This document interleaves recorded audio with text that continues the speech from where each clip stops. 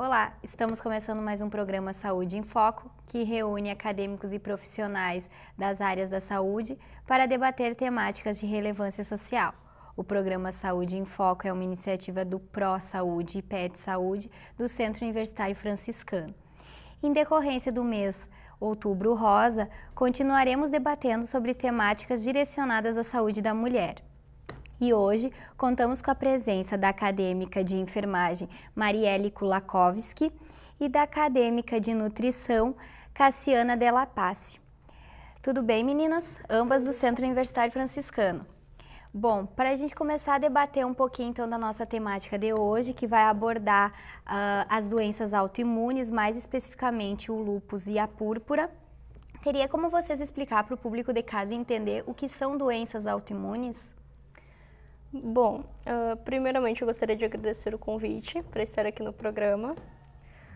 Então, doenças autoimunes é quando o teu organismo contra-ataca, ou seja, o teu organismo ele deixa de reconhecer alguma parte do teu corpo e cria anticorpos para atacar essa parte. Por exemplo, na hepatite autoimune, o organismo ele deixa de reconhecer o fígado como um órgão pertencente do corpo e cria anticorpos para atacar e destruir as células do fígado, né? No caso do lúpus, o lúpus ele é uma doença inflamatória crônica sistêmica. Sistêmica, no caso, porque ele ataca diversos órgãos do corpo, né? Ou seja, a doença ele vai comprometer os rins, os pulmões, a pele, as articulações e o sistema nervoso. Então, isso seria o lúpus já? Isso. Os anticorpos do teu corpo, eles vão atacar diversos órgãos, né? Principalmente esses. E quanto aos sinais e sintomas do lúpus, vocês poderiam explicar um pouquinho? Os sinais são variados, depende da pessoa. Algumas pessoas até nem apresentam sinais muito aparentes, agora tem outras que apresentam mais sinais.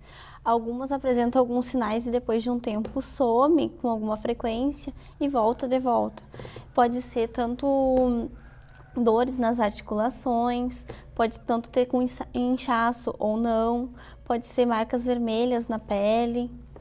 Isso tudo são sintomas do lúpus, né, gurias? Para deixar bem claro pro Isso, público. também a questão das asas de borboleta na face, que é uma característica muito comum da doença. Dor e inchaço nas articulações, como ela citou, edema generalizado. Pode também apresentar pressão arterial elevada, né, no caso se houver comprometimento renal. Também pode ocorrer urina espumosa, né, são alguns dos sintomas do lúpus. Essas manchas na pele que vocês falaram, como é que elas costumam aparecer com frequência? Assim, é bem comum, as pessoas que têm lúpus é um dos principais sintomas que aparecem. Principalmente depois de expostas ao sol, né? Sol ou de raios ultravioletas, dá para ser tanto a luz também. Então tá, como é que seria o diagnóstico do lúpus, gurias? Então, não tem algum exame que tu faça que detecte que você tem alguma doença autoimune, né? O lúpus também. Na verdade, é um quebra-cabeças, como a gente diz, né? Os sintomas clínicos do paciente, mais o histórico, que vão acabar detectando essa doença, né? Os exames também ajudam o hemograma completo, tem alguns sinais que, junto com os estados clínicos, como ela falou, daí a gente pode interpretar o lúpus. O exame de urina dá alterado, o hemograma dá alterado. Gurias, quanto ao tratamento do lúpus, ele tem algum tratamento, ele tem cura? Não, o lúpus ele não tem cura, assim como qualquer outra doença autoimune, né? O tratamento é feito com uso de corticoides para regular o sistema imunológico. Também é feito o uso de outras medicações para regular as alterações que o lúpus pode trazer, como pressão, hipertensão, né, dores, né, o uso desses medicamentos também. Então, quando a gente falar de cuidados para esses indivíduos que têm lúpus, um cuidado já seria quanto à pressão arterial? Isso. Um dos cuidados seria esse, né? Verificar com frequência a pressão arterial, no caso se houver comprometimento renal, né? Porque o paciente ele pode apresentar todos os sintomas citados ou alguns apenas, né? Então, uma das recomendações é essa, verificar a pressão arterial com frequência, verificar a glicose com frequência por conta do uso de corticoides, né? Que pode gerar diabetes. Outra recomendação é não pegar sol, principalmente das 10 às 5 da tarde. Usar muito protetor solar, mesmo em dias nublados. Usar protetor solar inclusive dentro de casa. Né? São umas recomendações importantes. Quanto à questão da nutrição, alimentação, quais seriam esses cuidados? Assim como ela já havia falado da hipertensão, que é um sinal do lúpus, né? A gente sempre recomenda não comer muitos alimentos enlatados, industrializados, porque eles já contêm mais sal, né? Os temperos também, sempre procurar usar os temperos caseiros. Esses temperos já prontos, eles contêm mais sal também. Procurar comer bastante frutas, verduras. Preferir esses alimentos assim, evitar doce também. Então, temperos naturais que não sejam industrializados, como o sazon, caldo quinor, que contém muito sal, para cuidar da pressão arterial. Isso. Bastante água, meninas. Bastante água. Até para o funcionamento do sistema renal, que nem tu colocou. Com certeza, também é importante orientar quanto à prática de alguma atividade física regular para ajudar no controle, né, tanto da pressão arterial quanto da glicose. A questão de recomendar também fazer um repouso, né? Fazer alguma atividade física regular, sem muito esforço, mas também é importante o paciente ele ter bastante repouso no caso do lúpus. A questão também de ter um cuidado com a higiene, né? Ter uma higiene bem rigorosa pela questão, né, do sistema imunológico estar debilitado. Isso, não ter nenhuma infecção, inflamação, nada. Então tá, meninas, agradeço. O programa Saúde em Foco vai para um breve intervalo.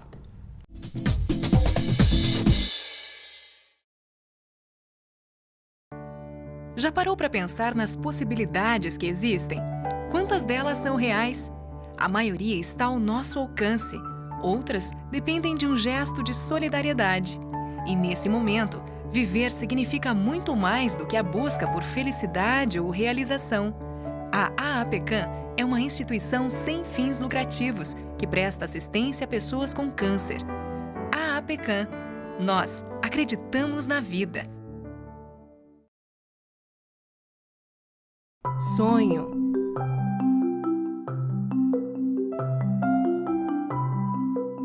Esperança. Realização.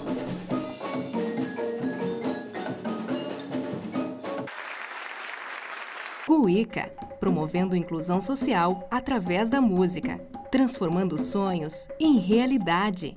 Oi, você já me conhece, eu sou a Clara. Já imaginou chegar na faculdade morrendo de sede e não ter água para beber? Ou chegar em casa louco por um banho e não poder tomar?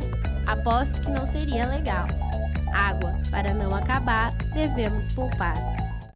Pedrinho é uma criança especial, que enfrenta dificuldades diariamente. Para passar por tudo isso, conta com seus fiéis amiguinhos escudeiros, que o ajudam a vencer cada obstáculo. Sem eles, Pedrinho nunca conseguiria enfrentar o temível dragão, que impede que todos levem uma vida feliz no castelo. Para quem enfrenta um dragão por dia, uma mão amiga sempre é bem-vinda. Por isso, Pedrinho precisa da sua ajuda também. Contribua com a Escola Antônio Francisco Lisboa e transforme a vida de vários Pedrinhos.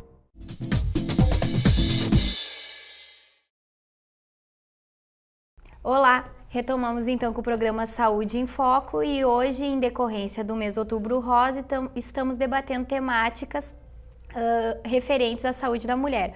Hoje com o tema doenças autoimunes, mais especificamente o lúpus e a púrpura, e contamos com a presença da acadêmica de enfermagem Marielle Kulakowski e da acadêmica de nutrição, então, Cassiana Della Pace. Bom, meninas, então vamos retomar agora com a púrpura. E vocês poderiam me explicar, então, o que seria a púrpura? Bem, primeiramente eu vou retomar um pouquinho sobre as doenças autoimunes em geral, assim, só para ressaltar que elas não têm uma etiologia, elas não têm uma causa, né? O que os estudos nos trazem hoje é que as pessoas que desenvolvem as doenças autoimunes, ela tem uma predisposição genética para desenvolver essa doença, que relacionada com fatores externos, como ansiedade, estresse, uma tristeza muito grande, assim também como o uso de tabaco, o uso de álcool, processos infecciosos, né? Esses fatores externos relacionados com essa predisposição genética podem desencadear essa doença, certo? Ou seja, o indivíduo ele pode pegar uma gripe, né? E logo depois desenvolver uma doença autoimune. No caso da púrpura, a púrpura é o extravasamento de sangue para fora dos vasos. Como que ocorre isso, né? Nessa doença, os anticorpos, né, os nossos glóbulos brancos, eles atacam as nossas plaquetas. As plaquetas são um componente sanguíneo responsável pela coagulação do sangue, ou seja, quando o indivíduo se machuca, as plaquetas, juntamente com outros componentes do sangue, elas se agregam e impedem que o indivíduo sangre demais, né? Ela estanca o sangramento, elas formam uma rede. No caso da púrpura, nós temos vasos muito finos, chamados de capilares, né? Esses vasos, eles se rompem com muita facilidade, né? Por batidas, pela questão da pressão arterial também, só que eles se rompem e rapidamente cicatrizam, né, nas pessoas que têm as plaquetas em níveis normais. Sim. No caso da púrpura, o indivíduo tem um número de plaquetas muito baixo, por conta que os anticorpos atacam essas plaquetas, e quando ocorre o rompimento desses vasos, desses capilares, ocorre um extravasamento de sangue para fora dos vasos, né, tanto que aparece muito na pele manchas de diversos tamanhos, que é, no caso, o sangue, né, que ele acaba saindo dos vasos e ficando no tecido embaixo da pele. Isso já seriam sinais e Já sintomas da púrpura. Já é um sintoma da púrpura. E tem alguns outros sintomas que a púrpura apresenta? É mais esses mesmo, de esvaziamento de sangue, de fazer essas manchas na pele. É a questão do número de plaquetas também ser muito reduzido, né? Que o normal de plaquetas é de 150 a 450, mais ou menos. Uma pessoa que desenvolve púrpura, ela tem em torno de 50 mil plaquetas. Então, o diagnóstico já pode ser através de um hemograma de sangue? Como eu te falei, né? É um quebra-cabeças, porque Tem que olhar tanto o histórico familiar, tem que olhar os exames clínicos, os exames físicos, e o hemograma também ajuda. Até porque o número reduzido de plaquetas pode ser problema renal, pode ser problema medular, então não tem como afirmar que seja... Não quer dizer que seja a púrpura. Isso, é um quebra-cabeças, né? O médico ele vai fazendo por eliminação mesmo. Bem interessante. E para a púrpura, qual seria o tratamento? Tem algum tratamento? Assim como ela é uma doença autoimune, ela não tem cura, né? E daí tem que ter o acompanhamento do médico, que tem medicamentos para tratar isso. O uso de corticoides, né, principalmente, que é usado, né? E também o uso de imunoglobulina, no caso, para aumentar o número de plaquetas, também é usado, se for necessário. Meninas, eu gostaria de saber se tem alguma faixa etária específica para desenvolver essas doenças. Assim, ele é mais comum em crianças, mas em crianças elas mesmo conseguem curar, digamos assim. No caso da púrpura, né? No caso, e daí na vida adulta, daí ela já é incurável, né? Daí ela já não tem cura. Isso. No caso das crianças, elas fazem o tratamento e conseguem obter a cura da doença, né? Na maioria das vezes. E os adultos não, ele já se torna um processo crônico, certo? No caso do lúpus, o lúpus, ele é tanto o lúpus quanto a púrpura, é uma doença que incide mais em mulheres, né? No caso do lúpus e da púrpura, são mulheres em idade férteis. Mas, para deixar claro, doenças autoimunes pode dar em pessoas de qualquer raça, de qualquer idade, de qualquer sexo, né? Basta ter a predisposição genética, mas também não precisam ficar preocupados. Eu tenho um tio com lúpus, eu tenho um tio com alguma outra doença autoimune. Não precisam ficar preocupados. Algumas pessoas desenvolvem a doença, outras não. Muito bem, gurias. Eu agradeço a participação de vocês. O programa Saúde em Foco fica por aqui. Até a próxima semana.